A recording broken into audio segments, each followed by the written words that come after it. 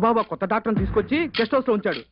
ఆ డాక్టర్ కి అమృతములకు మధ్య మంచి చనువు ఉన్నట్టుంది. డాక్టర్ తో పాటు ఇంకొకడు వచ్చాడు. పాకీ తోటలో సెంబులు ఎత్తుకెళ్లేవాడికి మళ్ళీ తత్తర పెత్తర టైపు.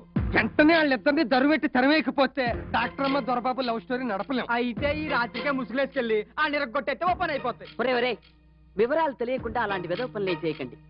ముందు అసలు ఆ డాక్టర్ గాడి మనసులో ఏముందో మీరు కనిపెట్టండి. డాక్టర్ మా వాడి గురించి ఏమనుకుంటుందో నేను కనిపెడతాను. అన్నట్టు మన డాక్టర్ బాబు ఎప్పుడు తాగినట్టు మత్తగా ఉంటాడు. ఏంటి జ్వరమా అండి? జ్వరమా? అదేం లేదే. మరేంటి నాకు ఉన్నట్టుగా ఉందే? అదే మీ ఫీలింగ్. ఉత్తినే మీరు అలా అనుకుంటున్నారు. అంతేలే, ఒక్కొక్కప్పుడు ఉన్నది లేదని లేనిదేదో ఉందని అనుకోవడం ఈ మనుషులకు మామూలే. అది సరే గాని కొత్తగా వచ్చాడే డాక్టర్, అతను నువ్వు ఒకే కాలేజీలో చదువుకున్నారా? అవునండి. అయితే నీకు మంచి మిత్రుడన్నమాట. అవును. ఏముంది, వాళ్ళిద్దరు మొదట ఒకరినొకరు లైక్ చేసుకున్నారు, ఆ తర్వాత లవ్ చేసుకున్నారు. రేపు పెళ్లి చేసుకోబోతున్నా. ఎప్పుడు? అప్పుడే పెళ్ళని రెస్పాన్సిబిలిటీస్ తీసుకుంటే ఎలాగండి?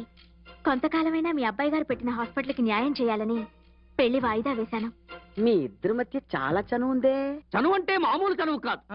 బ్రాందీకి సోడాకి ఉన్న బంధం, బూందీకి పెరుక్కి ఉన్న సంబంధం, గాంధీకి కర్రకి ఉన్న అనుబంధం. చాలా. ఇంకా ఏమైనా చెప్పాలా? నేను హాస్పిటల్కి వచ్చానని తెలిస్తే దొరబాబు తట్టుకోలేడు.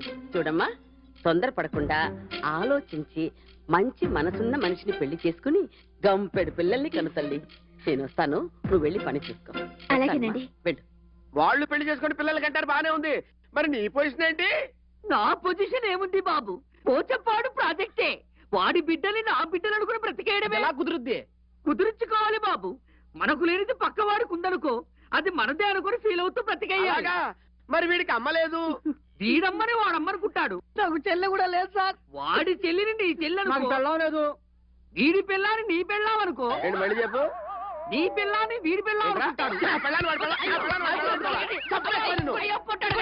మీరు తెలుసుకున్న విషయాలు నేను తెలుసుకున్న విషయాలు జత చేసి చూస్తే నాకు అర్థమైంది ఏమిటో తెలుసా?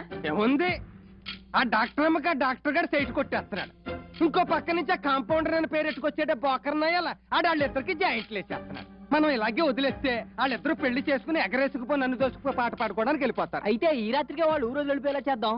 ఒరేయ్, ఏది చేసినా మన పేర్లు బయటకు రాకూడదు. ఏం చేసినా కర్ర ఎరక్కుండా పాము సావకుండా చూసుకోవాలి. మరి ఎంతకాలం చెప్తారా ఈ సామెతలు?